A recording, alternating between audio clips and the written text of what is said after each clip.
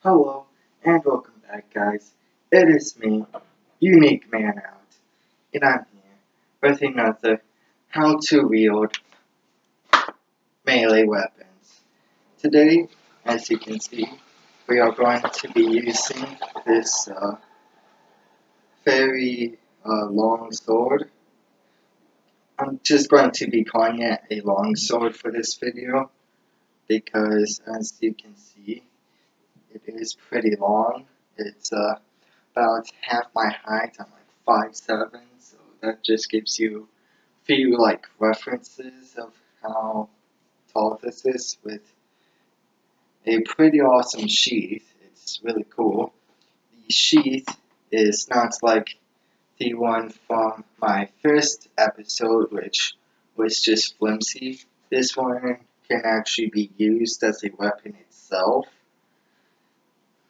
The main reason I say that is because with its strength, you can hit someone with it and it will cause them some form of pain. It won't be as hard as the type of pain from my wooden weapons from previous episodes, but it will still hurt, especially if you were to put the sword into a sheath. Now it has the strength of the sword behind it. Now this is mainly a one-handed weapon for how small the hilt is, and this is the hilt of the sword. So whenever you talk to someone about a hilt of a sword, then you are talking about the grip of the sword mainly. And since I can mainly only hold it with one hand, it's a one-handed sword. I can use two hands, but it's very they're very squished together, and personally I don't like it when my hands are that close together for when I'm in a battle for my life basically. So even though I've never been in one, but for whenever I practice with this sword, I usually just do it one-handed, and then with my spare hand I use the sheath as another weapon. And this weapon with the sheath can be used in many different ways, because as I already showed you, you can hold it in this fashion without putting both hands on the hilt.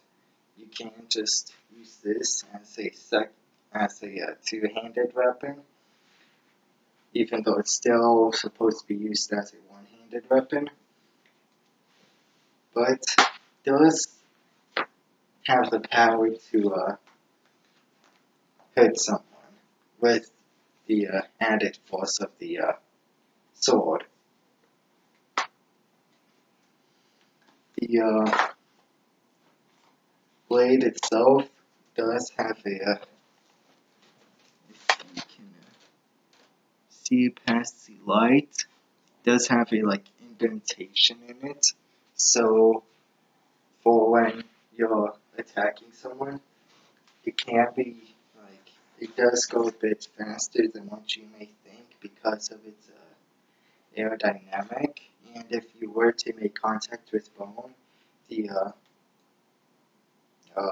indentation of the sword will have the bone kind of scam off it, if that makes any sense.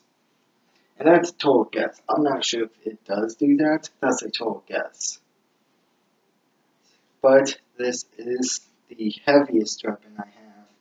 So if I practice with this, I always have to keep in mind that this is going to be a little bit slower for when I attack. So if I were to go into battle with this sword, I would try and pick off 1 or 3 enemies at a time. I want to try and go 10 enemies at the same time, because this is a bit slower than what my rainbow sword, my wooden axes, even my 2-ball flail mace would be. So, that's the main point of this. I still can do the fancy sword twirling that I usually do in my videos. I can also do it with a sheath, but since it doesn't have a proper grip to it, it's a little bit harder, but once you get into the rhythm of it, it's pretty simple to do it. Boom. And that's basically it. If you have any more questions about either the sword or the sheath, ask that in the comments below. I will read the comments and reply to them the best I can. And that's it for today. If you enjoyed this video, remember to hit that like button down below. If you're new to this channel, please subscribe. This is nothing without your support.